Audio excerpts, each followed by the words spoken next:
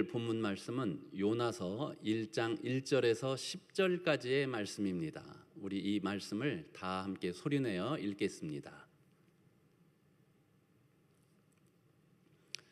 여호와의 말씀이 아미떼의 아들 요나에게 임하니라. 이르시되 너는 일어나 저 큰 성읍 니느웨로 가서 그것을 향하여 외치라. 그 악독이 내 앞에 상달되었음이니라 하시니라. 그러나 요나가 여호와의 얼굴을 피하려고 일어나 다시스로 도망하려 하여 욥바로 내려갔더니 마침 다시스로 가는 배를 만난지라. 여호와의 얼굴을 피하여 그들과 함께 다시스로 가려고 배삭을 주고 배에 올랐더라. 여호와께서 큰 바람을 바다 위에 내리심에 바다 가운데에 큰 폭풍이 일어나 배가 거의 깨지게 된지라. 사공들이 두려워하여 각각 자기의 신을 부르고 또 배를 가볍게 하려고 그 가운데 물건들을 바다에 던지니라. 그러나 요나는 배 밑층에 내려가서 누워 깊이 잠이 든지라. 선장이 그에게 가서 이르되 자는 자여 어찌함이냐. 일어나서 네 하나님께 구하라. 혹시 하나님이 우리를 생각하사 망하지 아니하게 하시리라 하니라. 그들이 서로 이르되 자 우리가 제비를 뽑아 이 재앙이 누구로 말미암아 우리에게 임하였나 알아보자 하고 곧 제비를 뽑으니 제비가 요나에게 뽑힌지라. 무리가 그에게 이르되 청하건대 이 재앙이 누구 때문에 우리에게 임하였는가 말하라. 네 생업이 무엇이며 네가 어디서 왔으며 네 나라가 어디며 어느 민족에 속하였느냐 하니 그가 대답하되 나는 히브리 사람이요 바다와 육지를 지으신 하늘의 하나님 여호와를 경외하는 자로라 하고 자기가 여호와의 얼굴을 피함인 줄을 그들에게 말하였으므로 무리가 알고 심히 두려워 이르되 네가 어찌하여 그렇게 행하였느냐 하니라. 아멘. 저는 오늘 네가 어찌하여 그렇게 행하였느냐 하는 제목으로 말씀을 나누고자 합니다. 요나서는 불과 넉 장으로 구성되어 있는 짧은 분량의 예언서입니다. 요나서와 같은 선지서에 속하되 이사야서 혹은 예레미야의 경우에는 그 분량이 상대적으로 방대하기 때문에 대예언서라 그렇게 부르고, 길이가 상대적으로 짧은 요나서, 미가서 등과 같은 예언서를 일컬어 우리는 소예언서라 그렇게 부릅니다. 그렇지만 요나서의 분량이 짧다고 해서 이 책이 담고 있는 계시의 의미까지도 작다라는 것은 결코 아닙니다. 자비와 긍휼이 풍성하신 하나님의 은혜와 사랑은 그때 당시 그렇게 잔인하고 악하였던 니느웨 같은 이방 민족에까지 이를 정도로 그 하나님의 은혜와 사랑의 차원이 깊고 풍성하다는 것을 이 요나서가 극명하게 보여주기 때문입니다. 하나님의 궁극적인 뜻은 세상을 심판하는 것에 있는 것이 아니라 세상을 구원하시는 것에 있음을 이 요나서가 분명하게 천명하기 때문입니다. 요한복음 3장 16절에서 17절에도 하나님의 이러한 뜻이 분명하게 나타나 있습니다. 하나님이 세상을 이처럼 사랑하사 독생자를 주셨으니 이는 그를 믿는 자마다 멸망하지 않고 영생을 얻게 하려 하심이라. 하나님이 그 아들을 세상에 보내신 것은 세상을 심판하려 하심이 아니요 그로 말미암아 세상이 구원을 받게 하려 하심이라. 아멘. 저와 여러분에게는 이 말씀이 얼마나 귀하고 복됩니까? 이 감격이 매번 새롭고 하나님을 향한 우리의 감사의 고백이 저 가슴속 밑바닥에서부터 차오르지 않을 수 없습니다. 그러나 요나 선지자는 그렇지 않았던 모양입니다.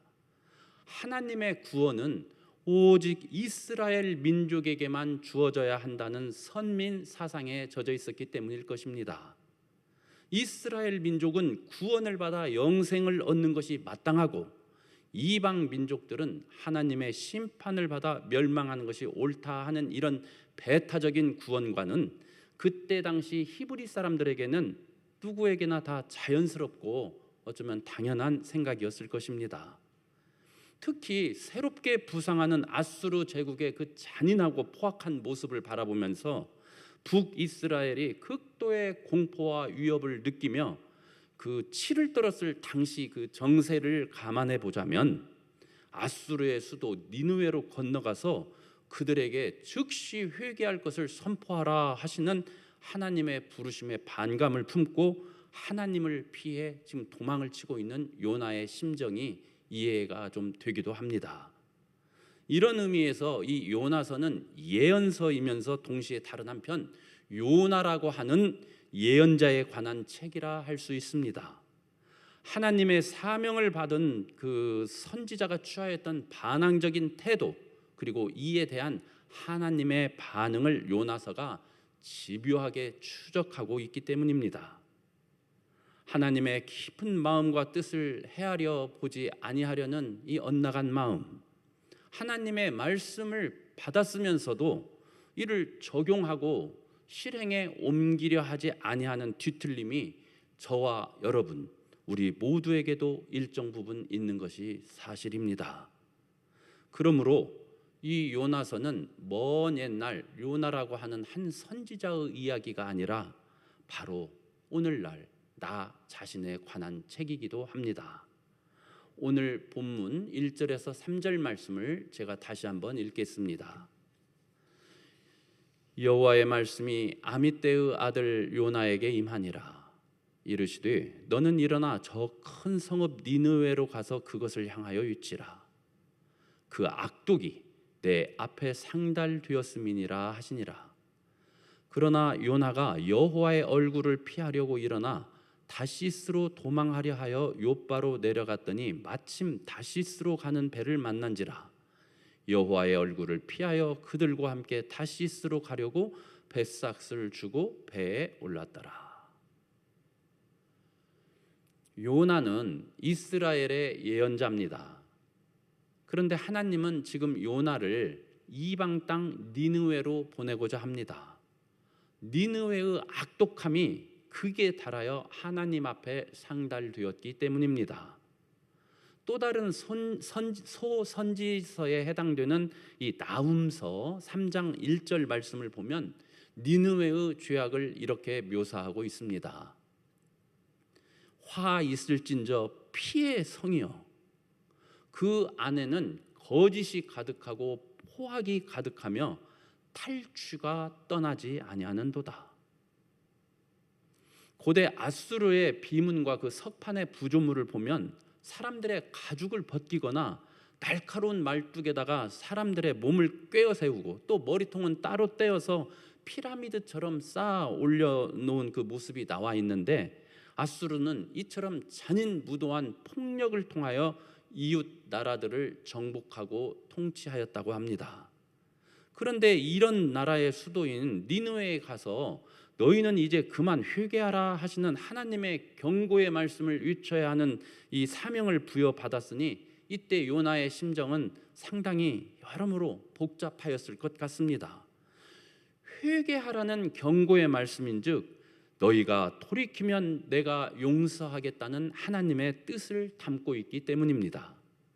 그래서 이를 결코 용납할 수 없는 요나는 하나님께서 부르신 그 사명을 뒤로 하고 지금 여호와의 얼굴을 피하여 니느웨와는 그 반대쪽에 있는 멀리 떨어져 있는 다시스로 도망을 치고자 하는 것입니다. 물론 모세와 예레미야와 같은 선지자도 하나님의 부르심을 받았을 때 내 능력이 부족하기에 그 일을 감히 감당하기가 어렵나이다 이렇게 하나님께 호소한 적이 있습니다. 하지만 이 요나처럼 원수와도 같은 나라 니느웨를 향한 하나님의 긍휼하심에 반발하여서 하나님의 낯으로부터 하나님의 얼굴을 피하여 아예 도망을 가려고 하는 경우는 참 특이한 경우라 할 수 있습니다.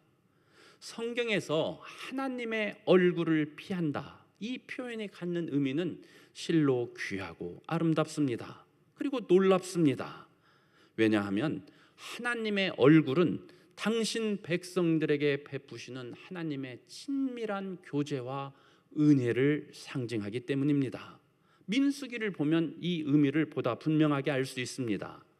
하나님께서는 이스라엘 백성들에게 복을 내려주시려고 계획하시고, 이 복을 위하여 아론과 그의 아들들, 그러니까 제사장들은 앞으로 이렇게 백성들을 위하여 축복하라 일러주시는 하나님의 말씀이 나오는데, 민수기 6장 24절에서 26절 말씀을 우리 다 함께 소리내어 읽겠습니다. 여호와는 내게 복을 주시고 너를 지키시기를 원하며, 여호와는 그의 얼굴을 내게 비추사 은혜 베푸시기를 원하며, 여호와는 그 얼굴을 내게로 향하여 드사 평강 주시기를 원하노라 할지니라. 아멘. 이 제사장의 기도를 통해 알 수 있듯 하나님의 낯을 피한다는 것, 그 얼굴을 피하여 도망친다는 것은 하나님께서 주시려고 하는 복과 은혜를 거부하는 것을 의미합니다. 하나님의 주권과 통치에서 벗어나 내 뜻과 판단에 따라 살겠다는 인간의 반역과 죄성을 보여줍니다. 오늘 본문 4절에서 7절 말씀, 여호와께서 큰 바람을 바다 위에 내리심에 바다 가운데 큰 폭풍이 일어나 배가 거의 깨지게 된지라. 사공들이 두려워하여 각각 자기의 신을 부르고 또 배를 가볍게 하려고 그 가운데 물건들을 바다에 던지니라. 그러나 요나는 배 밑층에 내려가서 누워 깊이 잠이 든지라. 선장이 그에게 가서 이르되 자는 자여 어찌함이냐, 일어나서 네 하나님께 구하라. 혹시 하나님이 우리를 생각하사 망하지 아니하게 하시리라 하니라. 그들이 서로 이르되 자, 우리가 제비를 뽑아 이 재앙이 누구로 말미암아 우리에게 임하였나 알아보고자 하고 곧 제비를 뽑으니 제비가 요나에게 뽑힌지라. 하나님이 가만히 계시겠습니까? 바다 위로 큰 바람을 보내시니 태풍이 일어났고 요나가 탄 배가 파산할 지경에 이르렀습니다.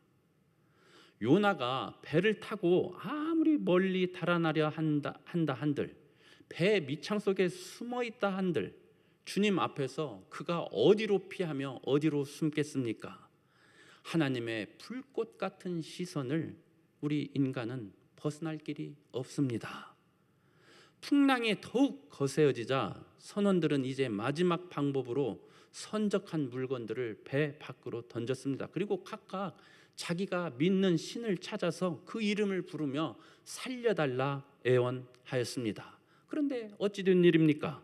태풍 때문에 지금 배가 뒤집히고 깨지려고 하고 목숨이 다 경각에 달려 살 길을 찾는 이 긴박함 속에서 요나는 배 밑창에 내려가 드러누워 깊은 잠에 빠졌습니다. 우리가 요나의 이러한 심리 행태를 어떻게 해석해야 하겠습니까?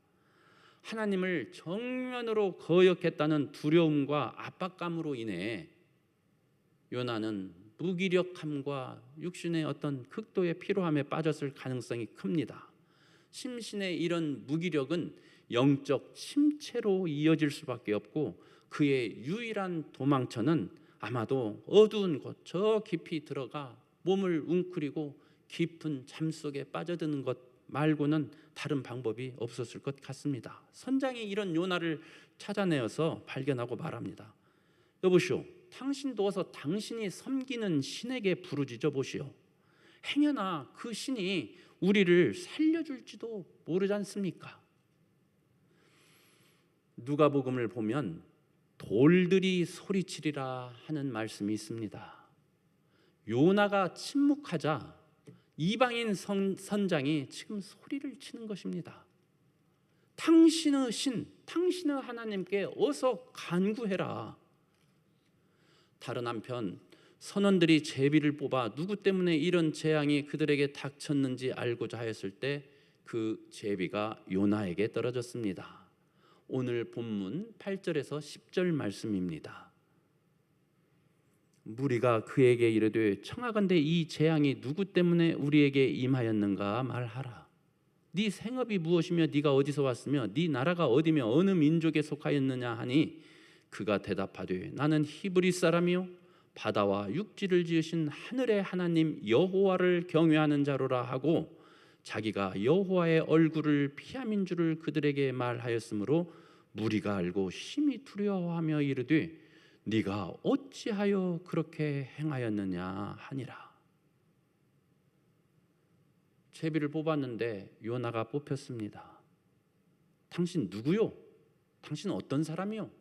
하고 그 선원들이 물었을 때 나는 바다와 육지를 만드신 주 하늘의 하나님을 경외하는 사람이요.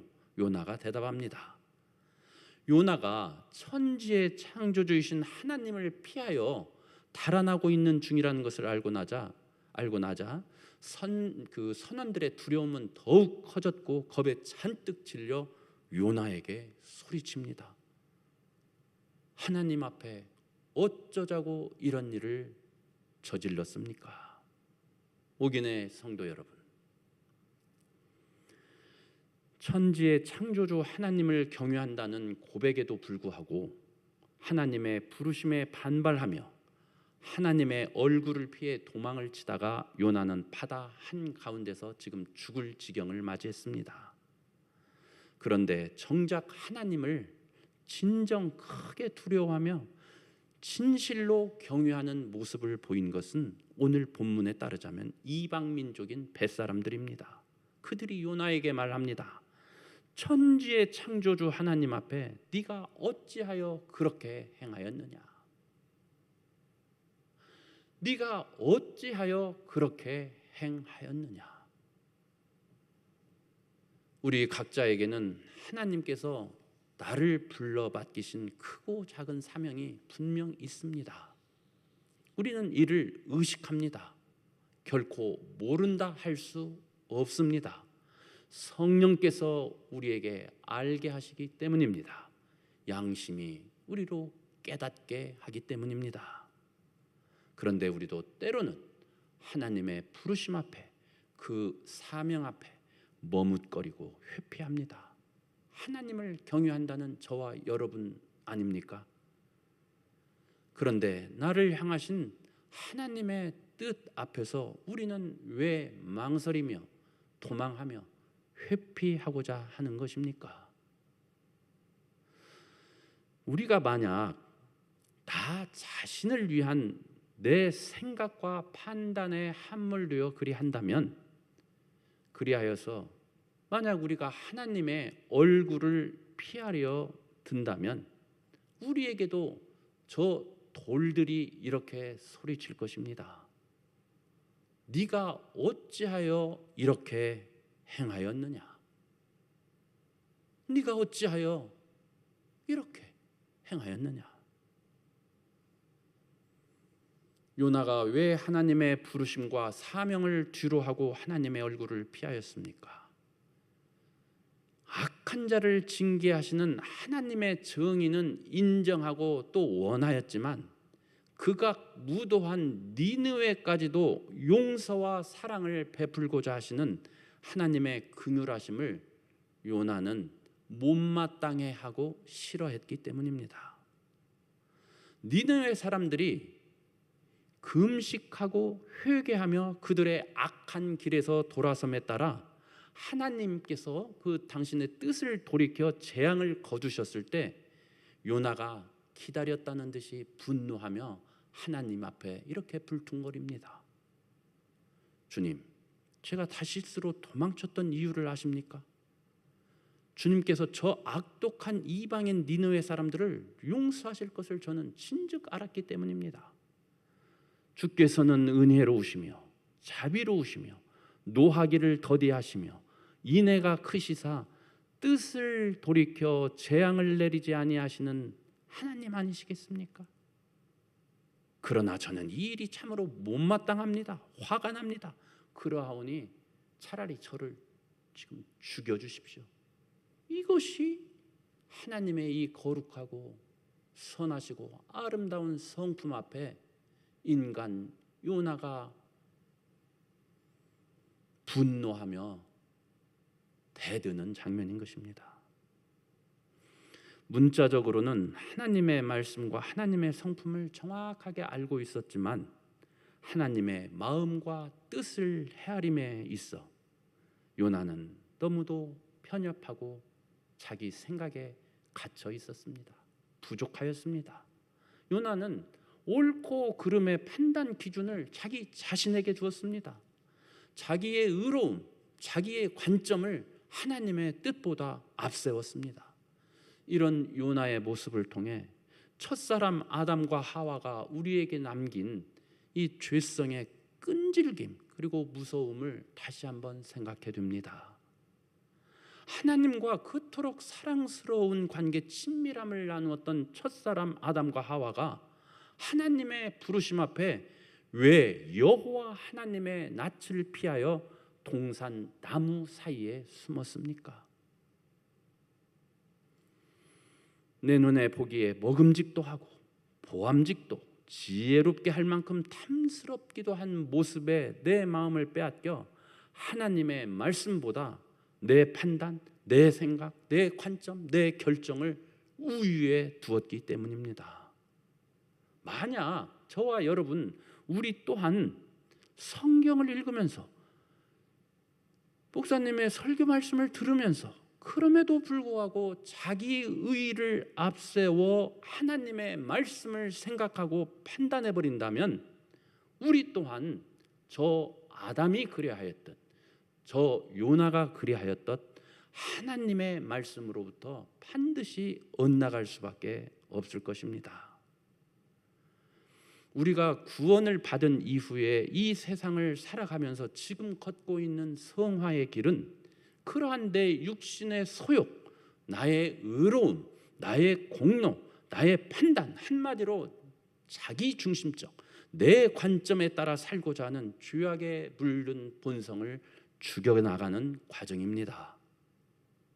성화의 길은 내 안에 거하시는 성령께서 인도하시는 바 하나님의 뜻을 알고 순종하며 예수님을 닮고자 하는 거룩한 열망을 품고 나아가는 길입니다. 그러나 이 성화의 길은 하나님께서 우리에게 당신의 얼굴을 그 빛을 비추어 주시지 아니한다면, 다시 말해 사랑과 은혜를 부어주지 아니하신다면 우리가 결코 따라 걸을 수 없는 길이기도 합니다. 그러므로 우리는 날마다 하나님의 얼굴을, 그 빛을 간절히 구해야 하겠습니다. 기도 제목 말씀드립니다. 시편 80편 3절 말씀입니다. 우리 다 함께 이 시편 9절을 소리내어 읽고 기도하겠습니다. 하나님이여, 우리를 돌이키시고 주의 얼굴 빛을 비추사 우리가 구원을 얻게 하소서. 아멘.